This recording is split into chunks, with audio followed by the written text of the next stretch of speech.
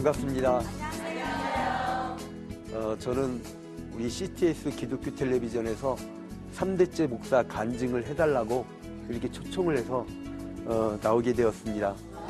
저희 할아버지 목사님께서는 1960년대부터 70년대까지 대부흥의 역사를 일으켰던 양춘식 목사님이시고 인천 성광교회를 담임하시다가 하나님의 부르심을 받고 소천하셨습니다.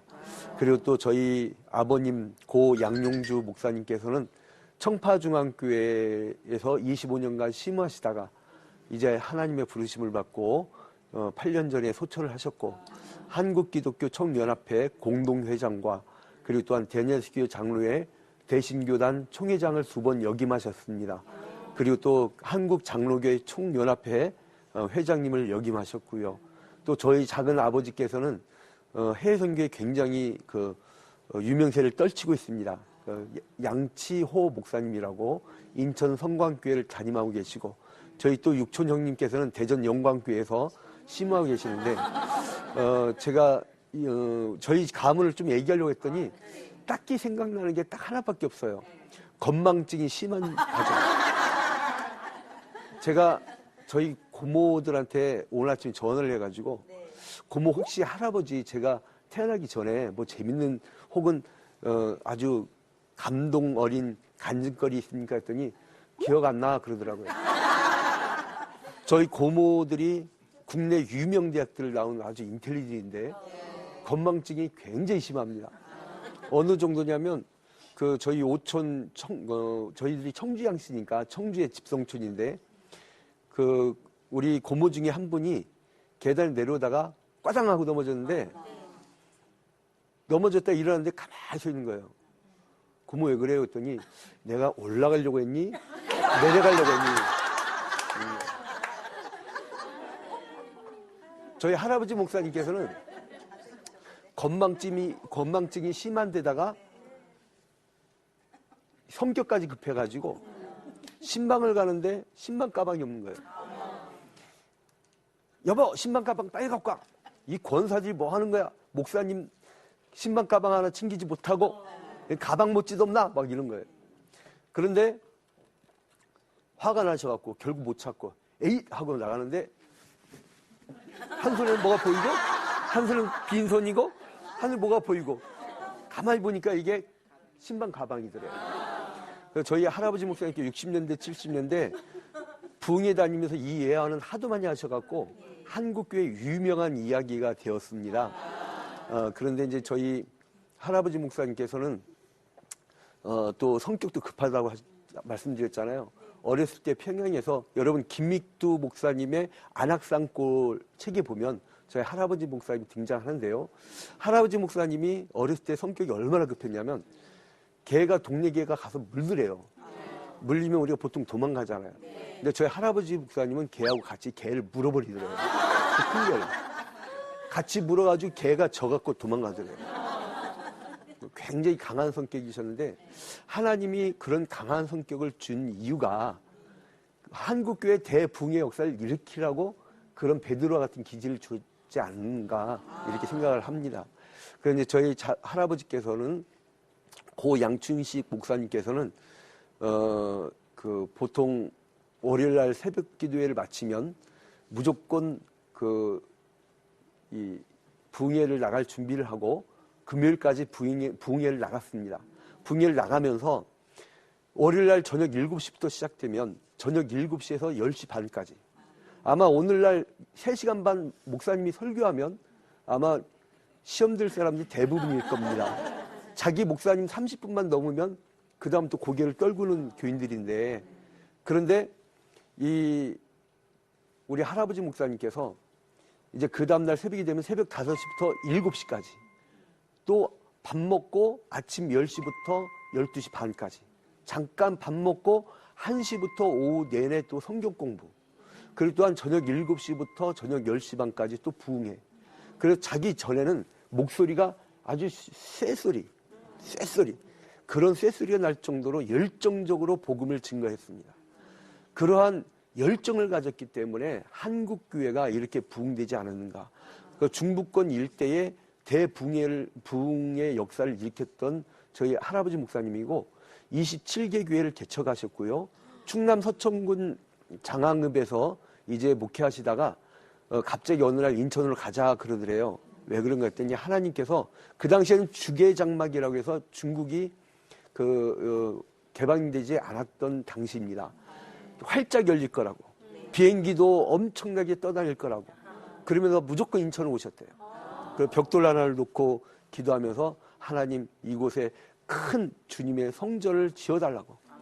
우리 할머니가 얼마나 한심스럽겠어요. 옆에서 보면서 자식들이나 굶기지 말라고 그런 표정으로 봤겠죠. 근데 저희 할머니가 굉장한 또 가문의 분인데 설성동, 그러니까 설자, 성자, 동자 그 할머니가 그 개성 출신이고 그 집안이 거의 다 의사들이에요.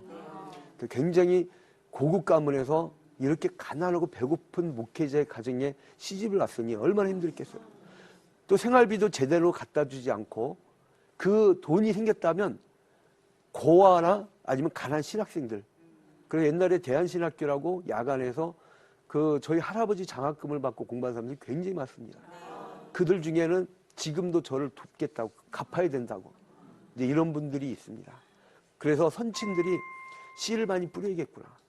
그래서 저는 거저 먹는 것 같아요. 목회도 거저 먹고 자꾸 거저 먹다 보니까 이마가 자꾸 휘어지는데 저희 할아버지 목사님께서 또 이제 아주 모범되는 일화가 있는데요. 교회에서 목회를 오래 하셔서 집도 없고 그러니까 그 당시에는 다 연탄 떼던 당시인데 할아버지에게 기름 보일러 집을 해줬어요. 1970년대 기름 보일러면은요 대단한 부잣집이에요. 큰 2층짜리 집을 지어주고 이렇게 드렸는데 다음날 재정부가 보니까 헌금 봉투 안에 집문서가 있더래요. 저희 할아버지 목사님이 그걸 다시 바친 거예요. 그래서 뭐냐면 목회자는 교회만 있으면 되지 교회는 사적 재산이 있으면 안 된다. 목회자는. 그래서 저희 할아버지께서 돌아가셨을 때에 남긴 재산이 없어가지고요. 저희 작은 아버지하고 고모들하고 저희 아버님이 얼마나 화목한지 몰라요. 그래서 여러분 우리 성도들의 자녀들이 화목할 수 있는 비결이 하나 있습니다. 그건 뭐냐면 재산 안 물려주면 돼요.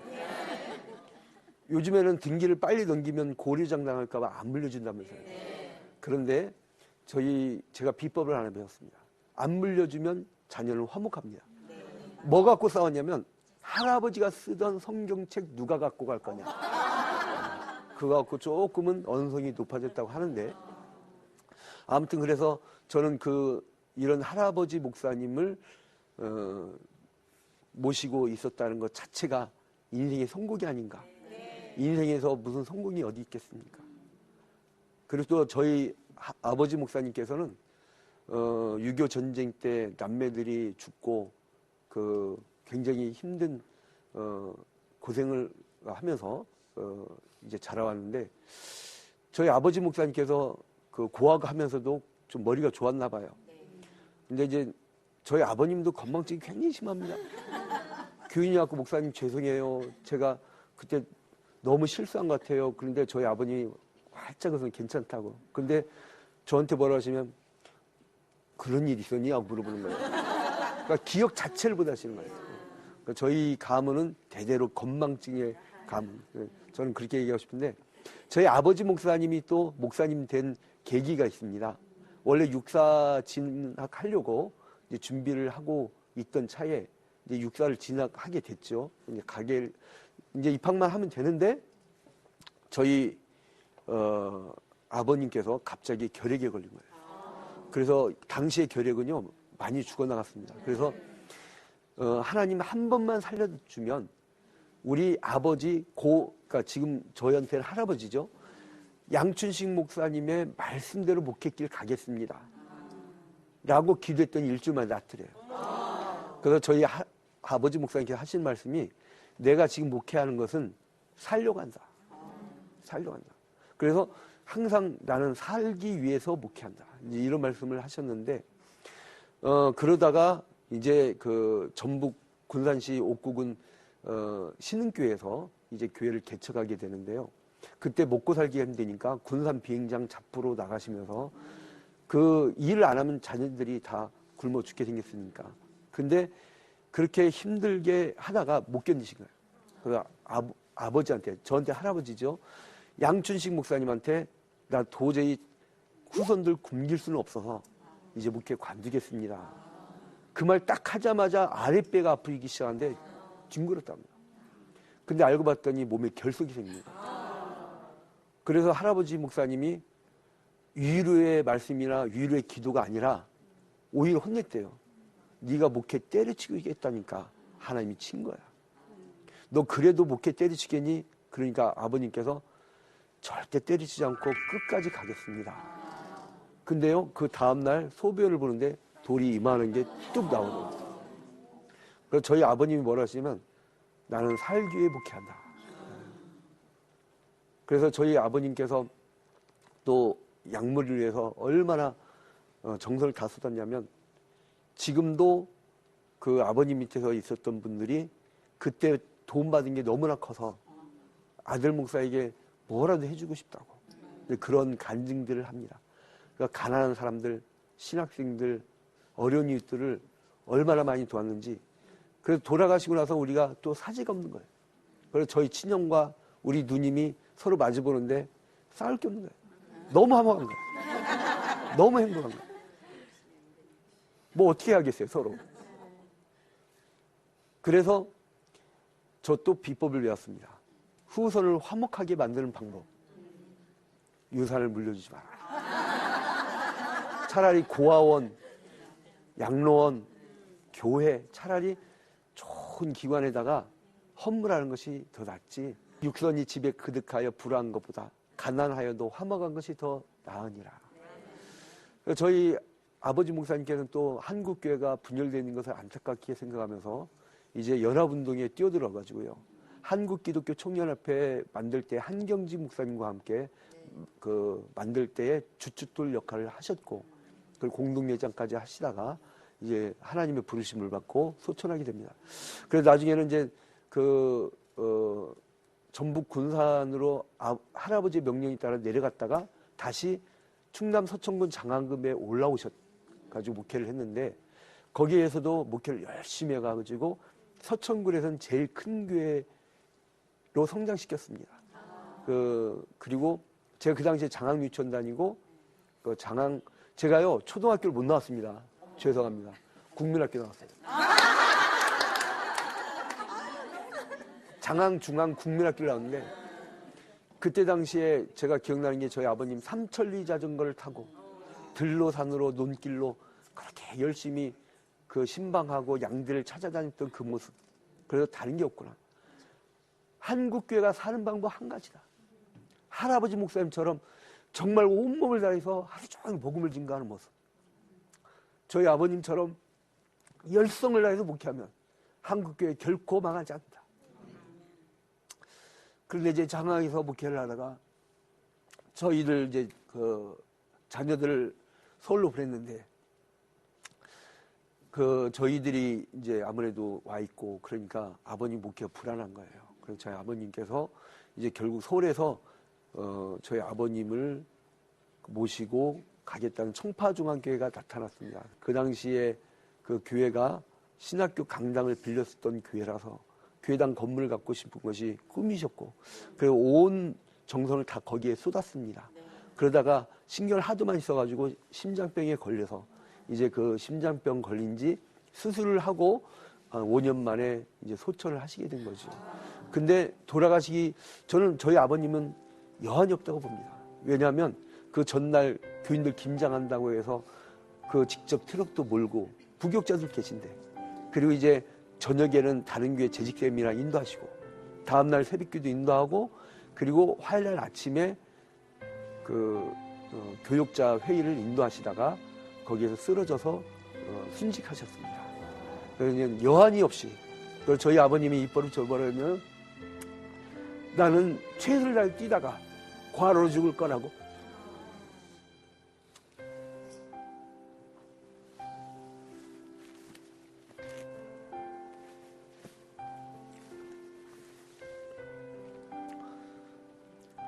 소원을 성취했습니다. 그래서 저는 나의 달려갈 길을 다 달려가고 내 믿음을 지켰으니 이 성과를 보면 저희 아버님이 생각납니다.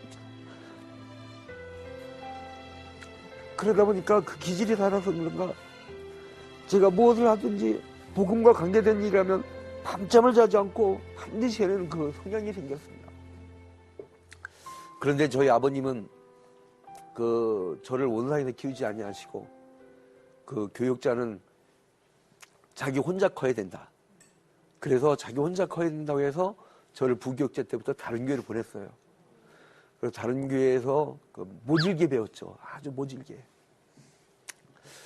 그런데 이제 저희 아버지 목사님이 먼저 이제 대전의 대광교회 최원 목사님, 대전 파남교회 홍동표 목사님, 천호동 화평교회 이재용 목사님 그 밑에 이제 배우게 했습니다. 그 과정에서 신학생 시절에는 먹을 게 없어가지고 제 아내 최영신 전도사는 먹을 게 없어서 일주일 동안 금식 기도도 하고 굉장히 저희 한 사람이 또 신학생 시절에 생계를 꾸려야 되니까 유치원 교사로 또 출근을 하고 그래서 저는 뭘 배웠냐면 최선을 다해서 살아보려고 하면 저는 그래서 요즘에 돈 없어서 결혼 못한다는 사람은 이해가 안 가요. 제가 전도사 사례비 8만 원 받을 때 결혼했거든요. 그러니까 주로 저희 가문은요 대대로 부잣집 딸내미들 데려다가 고생시키는데 아주 뭐가 있어요. 할아버지 목사님은 개성의 큰 부자 의사 가문에 그것도 이화여전 나온 최고 인텔리를 데려다가 그 생고생을 시키죠. 저희 아버지 목사님은 할아버지 목사님 부흥회 인도하다가 저희 아버지가 하도 가난하고 없으니까 삽교에서 부흥회 인도하다가 삽교에서 제일 부잣집 딸 명하나 내 아들한테 시집 올 거라. 하나님이 뜻이라는데 그 강단에서 나온 말이라 우리 어머니가 아멘 하고 순종한 거예요. 저희 안사람도 한국산업은행 지점장급 강남에 아주 그 당시 고급 아파트에 살았던 부잣집이었어요. 그 가문 대대로 3대째 목사를 자랑할 게 아니라 3대째 갑부집 딸들을 지질하게 고생시킨 그 가문의 역사를 갖고 있습니다. 어떻게 부잣집 딸이 일주일 동안 먹을 게 없어서 금식 기도를 하겠습니까? 그러고 보니까 제가 영적으로는 참 어떻게 보면 은인이네요. 언제 그 부잣집 딸이 배고파서 금식 기도를 해보겠냐고요.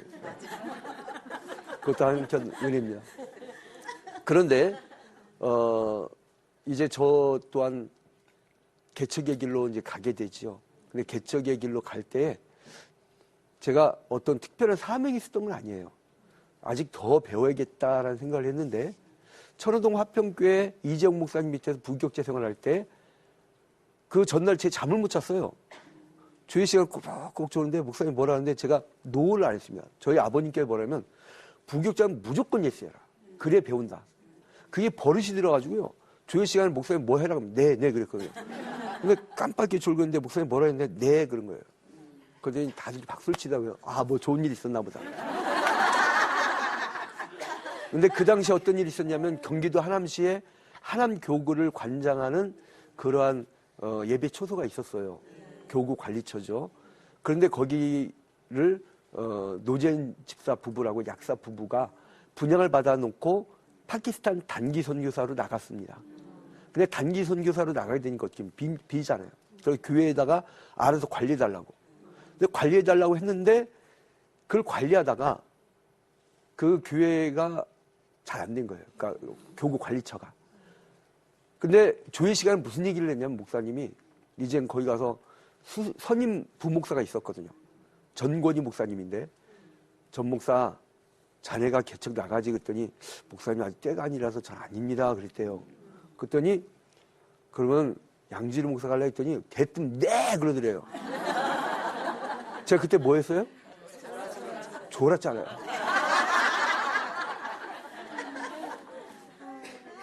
그런데 지금 지내어 보니까 우리가 전혀 느끼지 못한 사이에 하나님은 제가 조는 순간에도 하나님의 역사를 이끌어 가시더라고요. 제가 꾸벅 졸 때도 하나님은 개척의 역사를 펼쳐 가시더라고요. 그래서 이제 경기도 하남시 덕풍동 무학프라자에 개척을 나가게 됩니다. 근데 거기에 십자가 탑도 없고 외부에 간판도 없고 참 갑갑하죠. 안에 화평계를 조그만 하나 붙였는데 빌딩 안에 들어와야 그걸 볼 수가 있어요. 근데 처음에 보니까 탁자 몇 개 있고 앞에 구멍 뚫린 강대상이 있고, 그러니까 아이들이 주일학교 애들이 왜 놀 때 꼭 여기 밑에서 노는지, 또 애들 혼냈다가는 엄마가 시험 들고 혼내지도 못하고 꼭 이 강대상 밑에 애들이 쥐구멍을 좋아합니다. 쥐구멍. 근데 어느 날 피아노 학원 원장이 예배드리고 가더니 어떻게 피아노가 없는 교회가 있냐고. 그래서 피아노를 하는데 해주고, 또 이제 어떤 권사님께서 저희 교회 바로 옆에 찜질방이었었거든요. 그 찜질방에서 다른 큰 교회 권사님이 늦잠 잔 거예요. 주일날 10시 50분에 자기 교회 어떻게 가요. 그러니까 부랴부랴 저희 교회로 뛰어 들어왔는데 와보니까 한심스럽죠. 교회 간판이 있는데 휘장도 없고 아무것도 없으니까 이 양반이 그냥 하염없이 울더라고요. 그러더니 다음날 갑자기 어떤 업자들이 와갖고 막 줄자로 재고 막 그러는 거예요. 인테리어 업자를 불렀다는 거예요, 그분이. 그 휘장도 해주고. 그래서 저는 그 완전 맨손개척인데도 이상하게 하나님께서 까마귀가 물어다 준다는 게 뭔지를 알게 된 거예요. 그러니까 성경을 읽을 때 엘리야에게 까마귀가 물어다 준다는 그거 있잖아요. 그 역사는 지금도 하나님께서 펼치시더라고요. 여러분, 까마귀가 여러분 가정에 아주 까마귀 떼처럼 오기를 주님의 이름으로 축원드립니다. 네. 까마귀 떼가 온 거예요. 그래서 이제 그러다가 그 건물 자체가 이제 경매에 넘어가게 됩니다. 그래서 이제 다 쫓겨나게 돼 있는데 그때 방법이 없잖아요. 그 옥상 올라가고 얼마나 울었는지. 그때 그 전에 저희 아버님한테 전화를 드렸어요. 아버지 교회는 부자 교회잖아요. 아버지 이번만큼은 도와주세요.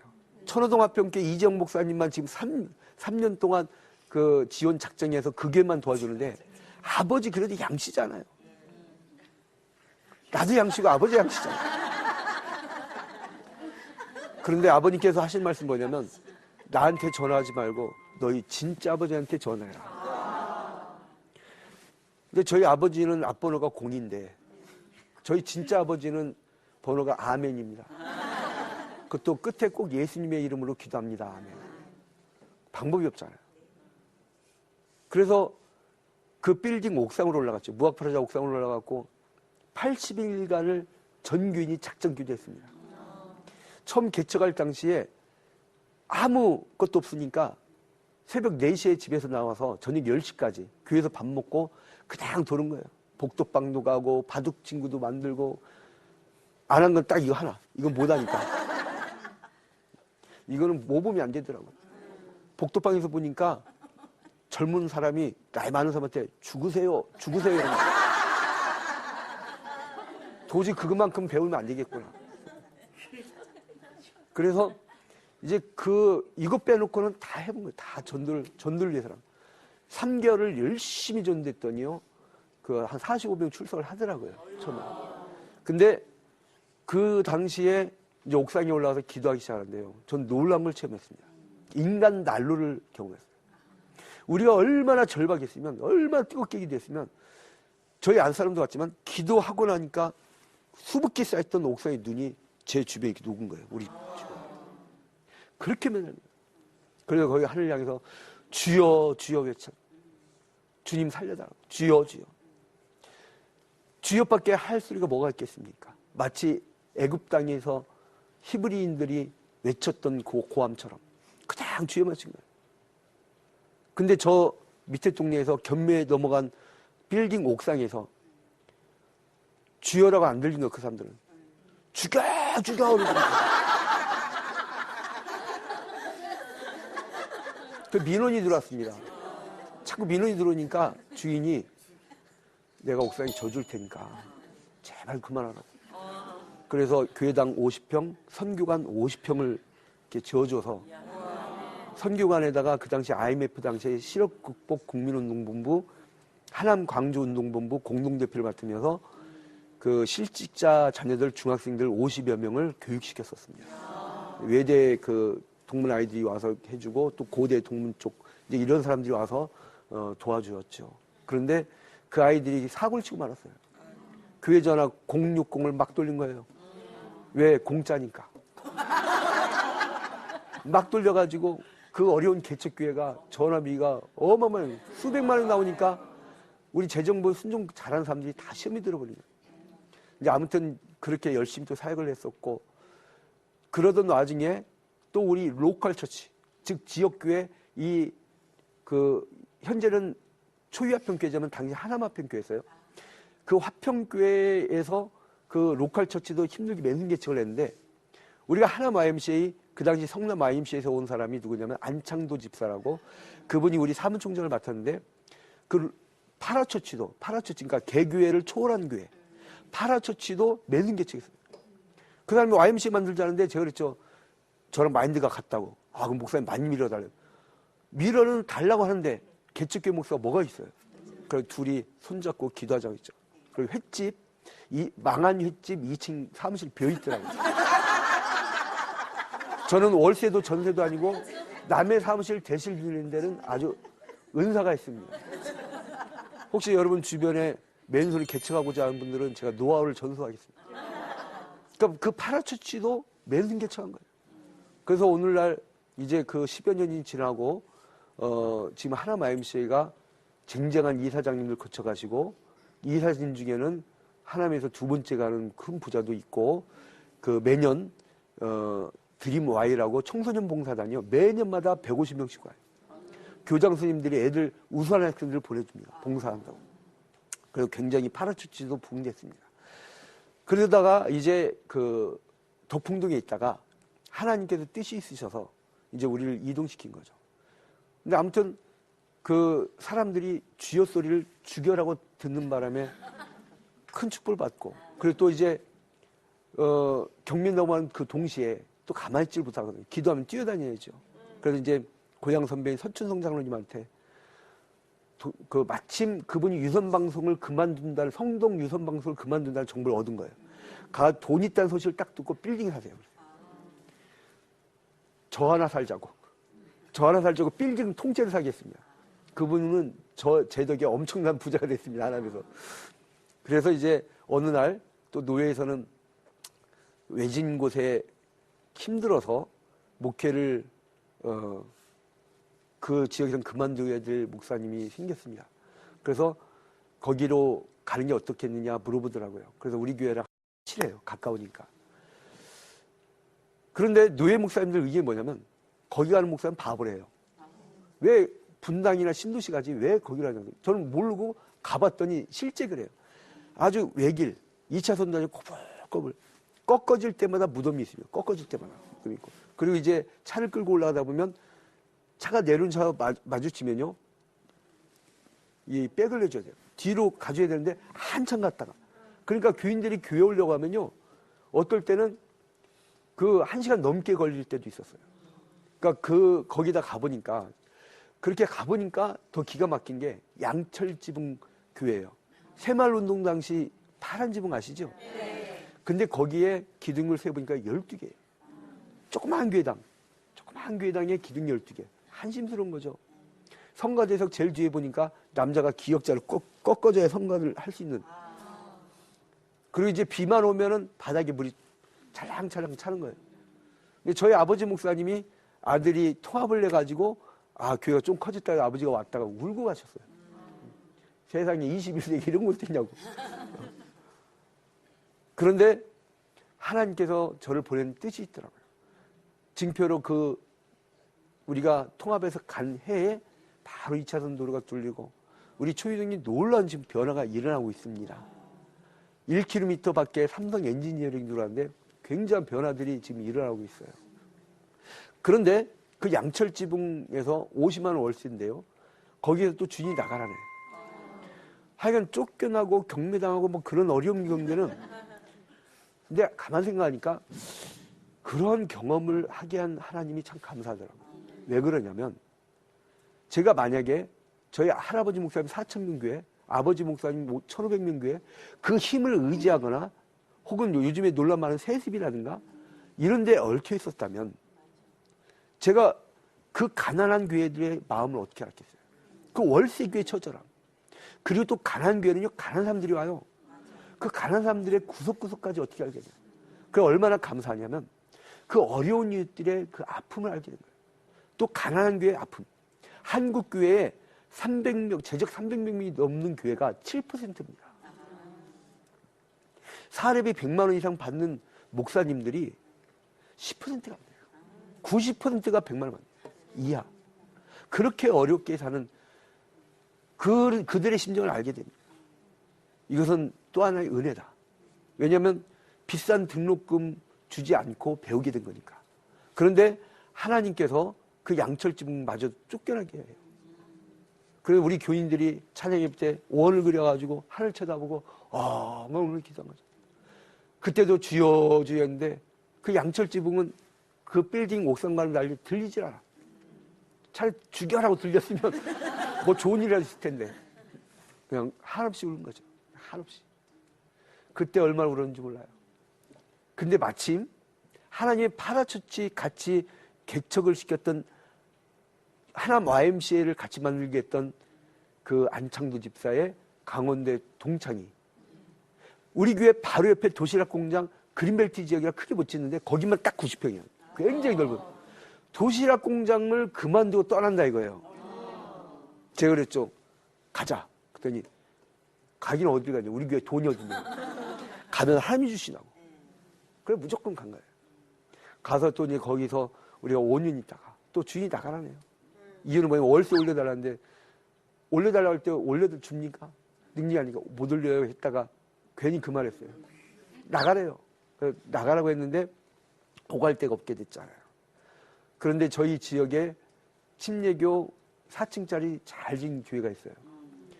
이제 그 바로 100평에 4층짜리 잘 진 교회당인데 그 목사님한테 제가 한참 기도하고 응답을 안 오는 거예요. 응답이. 근데 응답이 자꾸 오는데 뭐냐면 아구찜 가서 밥을 먹어야겠다는 응답만 오는 거예요. 이상하게. 그래서 우연찮게 정문수 목사님을 동네에 만났는데 목사님 내가 아구찜 사줄게요. 제 돈이 어디 있습니까? 근데 가서 먹자고 했죠. 그 아구찜 집이 저희 교회 권사님 가게였어요. 그러니까 뭐가 가능해요? 아구찜 먹으면서 그랬죠. 저 어린 처지 얘기 않고 목사님 이제 교회들이 힘을 합쳐야 되는데 갑자기 성령이 감동되는 거예요. 제 목사님 교회로 가면 어떨까요? 했더니 우린 기본 인원이 있잖아요. 근데 그 목사님이 뭐냐면 우리는 인원이 약간 작으니까 와 그러더라고요. 그럼 목사님 어떻게 하실래요? 했더니 나 필리핀 선교사로 나갈게. 할렐루야. 그래서 하나님이 저를 잠깐 졸게하면서 네 했던 것이 결국은 저를 여기까지 인도하게 했습니다. 그래서 저희가 능력이 안 되니까 지금은 50% 지분만 등기를 냈어요. 나머지 50% 우리 교인들이 어떻게 할 거냐요. 그럼 어떻게 할 거냐고 묻길래 제가 그랬죠. 못 채우면 하나님이 하실 거라고. 우리 교인 가운데 누가 대박 터져서 50% 채우든지 정 안 되면 교회 통합을 하든지 공동 담임 목회자를 모셔가지고 그분한테 50%를 책임지게 하든지 아니면 정 안 되면 우리 살았던 양철지붕집도 있지 않냐. 저는 어디 가든. 그래서 바울 사도가 내가 가난데 처할 줄도 알고 부한데도 처할 줄 알아 내가 자족하길 배웠노라. 개척 한번 해보니까요. 뭐든지 가능해요. 언제든지 하나님이 50% 안 채워줘도 다 가능하다. 저희 아들이 양철지붕 교회당에 있을 때 양철지붕 집에서 살았는데 겨울철에 얼마나 추웠냐면 보일러가 상습적으로 고장났어요. 그래서 이렇게 두꺼운 이불 덮고 자는데 그 초등학교 담임 선생님이 희한한 아이가 있다는 거예요. 뭐냐면 너 커서 뭐 될래 그러면 경찰이요, 장관이요, 사장이요 이렇게 하는데 어떤 아이는 지붕 높은 집에 살고 싶어요 쓰더래요. 그게 누구냐면 제 아들 양기세요. 그래서 이제 몇 년 전에 지붕 높은 집에 목사관 40여 평 좀 큰 집 하는 데를 이사 가니까 제일 먼저 산 게 뭐냐면 농구 골대를 사더니 거의 농구를 하더라고요. 얼마나 감사한지 개척 과정에서 사교육을 거의 못 시켰습니다. 근데 하나님이 지혜를 주셔서 이번에 대학교도 성적 우수 장학생으로 들어가면서 아빠 30만 원 남았는데 어떻게 할까? 내놔 그랬죠. 목회활동비라고. 내놔 그랬죠. 저한테 줬습니다. 또 이번에 저희 딸은 간호학과 4학년, 이번에 또 간호사 취업 준비를 하고 있고요. 그래서 저는 주를 위하여 죽도록 충성하다 보면 나머지는 주님이 다 채워주시는 거지. 그래서 표대를 향하여 달려갈 때 달려가겠다. 그 생각밖에 없습니다. 지금도 사실은 어려운 교우들이 있습니다. 우리 지역이요, 비닐하우스에 사는 분들이 많습니다. 전국에서 비닐하우스에 사는 사람들이 제일 많은 지역이라고 그래요. 재작년에는 13가구가 여러분 뉴스에 봤을 거예요. 하나씩 불탔던 화해단지가 저희 동네입니다. 그래서 동사무소에 전화가 오면 뜨끔해요. 왜냐면 목사님 이번에 몇 가정 맡아주실래요? 다 내려야 다 내려야. 이랬다가 우리 교인들한테 눈총을 받을 때가 한두. 우리 교인들이 얼마나 감사하냐면 성가대실, 혹은 노인복지실, 청년회실, 여기에 다 이렇게 모셔도 아무 소리도 안 나요. 또 할머니들은요, 70만 넘어가면 이 부끄러운 걸 몰라요. 그러니까 속옷도 방에다 넣는 게 아니라 우리 교인들 밥 먹는 데 넣고. 남성 호르몬이 많아지다 보니까. 그러니까 참 민망한 가운데도 우리 교인들 다 참고 견뎌주고 함께하고 얼마나 행복한지 몰라요. 그래서 저는 전 세계 목회자 중에 제일 행복한 목회자다. 왜냐하면 맨손 개척의 역사를 피를 받았지요. 거기에다가 이 행복하게 만들어준 성도들이 함께 있죠. 그리고 또 개농장 비닐하우스에 하다가 어떨 때는 개값을 잃어버리고 와요. 막 울어요. 어떤 성도가, 목사님 나 개 팔고 오다가 150만 원 잃어버렸어요. 근데 어떻게 해요? 안식기도 해달라는데 예배 마치고. 제 목소리가 안식기도 할 때는 굉장히 큽니다. 이마박에 손을 얹고 간절히 주님 개값 찾게 해달라고, 개값 찾게 해달라고 기도를 했는데 성가대에 저 멀리서 깜짝 놀란 사람들이, 목사님이 갑자기 개개개 그러니까 갑자기 안 들리고 깜짝 놀란 거죠. 근데 다음 주에 예배를 시작하려고 하는데 저 뒤에서 집사님이 목사님 개값 찾았어요.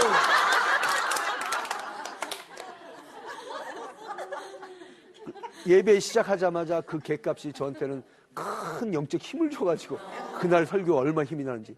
그러지 안식기도 했는데 개값 못 찾아봐요. 개값을 찾아서라도 영광을 받으시는 하나님께 영광을 돌려드리고, 그리고 또 얼마나 행복한지 지난 주일에는 우리 선임 권사님께서 대회 시작하기 전에 목사님 봄철에 참 귀한 쑥 잘 보하다가 개떡 해왔어요. 근데 개떡, 저희 교회는 주로 개자가 많이